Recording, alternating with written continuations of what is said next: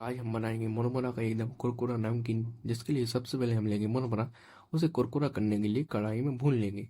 फिर उसके बाद हम उसी कढ़ाई में डालेंगे ऑयल और मूंगफली को भी हम रोस्ट कर लेंगे। फिर हम डालेंगे करी पत्ता और हल्दी। इसको हम मिलाएंगे। फिर इसके बाद हम डालेंगे भुना हुआ मुरमुरा।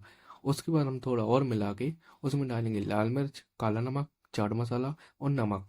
इसको हम मिला लेंगे। फिर इसके बाद हम उसमें डालेंगे रोस्टेड मूंगफली, रोस्टेड चना और सेव। इन सभी को हम मिक्स कर देंगे। उसके बाद हमारा बनकर तैयार एकदम कुरकुरा मुरमुरा का नमकीन। और ऐसे ही डेली रेसिपी के लिए हमसे जुड़े रहिएगा।